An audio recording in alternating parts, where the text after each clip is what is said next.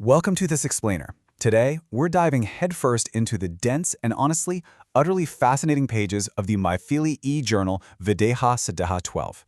If you're curious about how regional languages don't just survive, but actively evolve and fight for their space in the modern world, well, you are in for a real treat.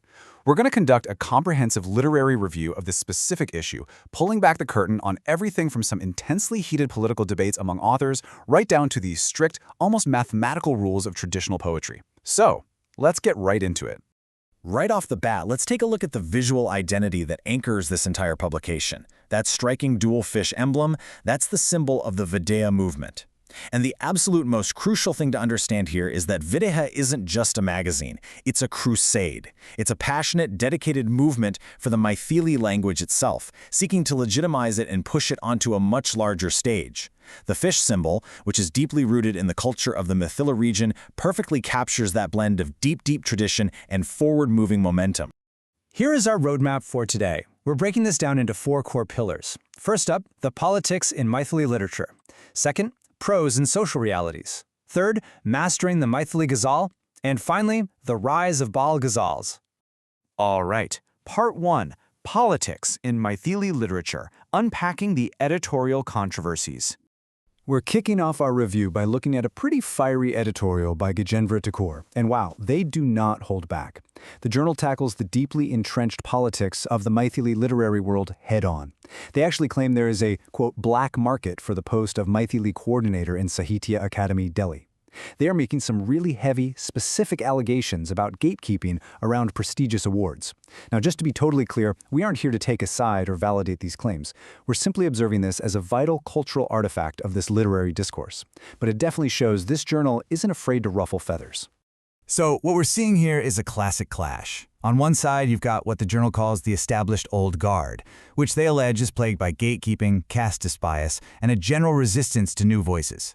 And on the flip side, you have the Videha movement positioning itself as the antidote. They're fighting for broad accessibility, taking a fierce anti-casteism stance, and aggressively challenging the status quo. It's basically a literary rebellion playing out right there in the editorial pages. And the thing is, they aren't just speaking in abstracts here.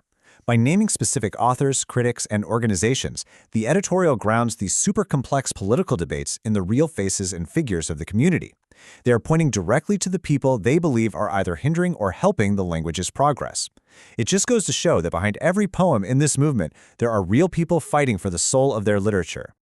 Okay, moving on to Part 2, Prose and Social Realities, Holding a Mirror to Maithili. Stepping away from the editorial drama for a second, let's actually look at the literature itself. The journal does this deep dive review of a short story collection by Sujit Kumar Jha called Zindagi, which means life. And this review brilliantly illustrates what modern Maithili writers are focused on. They're tackling incredibly heavy themes: poverty, the oppressive dowry system, corruption, and the breakdown of family institutions. It highlights that these authors aren't using fiction for mere escapism. No, they are using the written word to force society to take a hard look at its own reflection.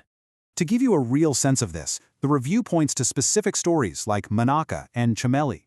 These narratives really spotlight the immense resilience of women facing crushing patriarchal structures, orphanhood, and societal neglect. It proves that modern Maithili prose is just deeply invested in social realism. The writers want you to feel the pain of these marginalized characters and hopefully inspire some actual change in the real world. It's powerful stuff. All right, shifting gears to Part 3, Mastering the Maithili Ghazal, the Mechanics of Poetry. So we've talked about the what, but what about the how? We're going to demystify the highly technical rules of crafting a Maithili ghazal, because the journal actually spends a lot of time acting almost like a grammar textbook. A crucial element here is the kafia, which is the rhyme pattern. But, as they explain, it's not just about finding words that sound kind of similar at the end. Actually, scratch that. It's way stricter. You literally have to surgically strip words down to their phonetic roots to find a true rhyme. It is incredibly precise.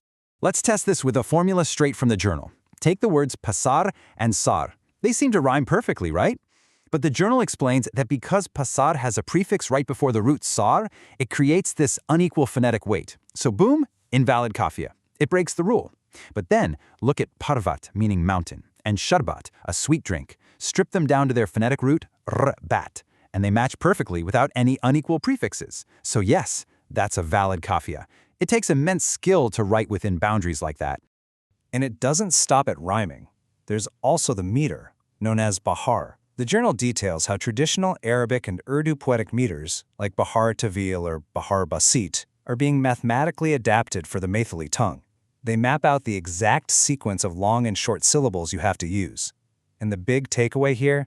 The sheer dedication of these writers. They're taking ancient, highly complex linguistic frameworks and painstakingly reverse engineering them to flow flawlessly in their native language. Which brings us to part 4, the rise of Bal Ghazals, innovating for the next generation. This is honestly one of the coolest parts of the journal, the Bal Ghazal, or Child Ghazal. Now, don't let the name fool you into thinking this is just lazy, simplified poetry. It is a rigorous, deliberate attempt to use those incredibly strict classical forms we just talked about, the Kafiya, the Bahar, but they pivot the subject matter to tell stories and engage the youth. And why does this matter? Well, if a language is going to survive, kids have to fall in love with it. So they're using the highest forms of their art to capture the imaginations of children in their mother tongue. And I want to actually put a face to this movement. Meet Bal Mukund Pathak. He's just one of the prominent voices in a whole new generation of dedicated Maithili writers spearheading this Bal Ghazal genre. The journal highlights multiple authors doing this, which is amazing because it proves these ancient poetic forms aren't just relics to be kept in a museum somewhere. They are being actively revitalized and reshaped by enthusiastic voices determined to pass the torch. So, as we wrap up this explainer, I want to leave you with a question. Looking at the incredible resilience, the fierce advocacy, and the staggering technical dedication we've seen in this comprehensive literary review, how will the Maithili language continue to evolve and challenge the status quo in the digital age? What new boundaries is regional literature going to break next when it's armed with both deep tradition and a willingness to innovate? It's a totally fascinating question and one I hope you keep exploring. Thank you so much for joining me to unpack all of this. Keep learning, and I'll see you next time.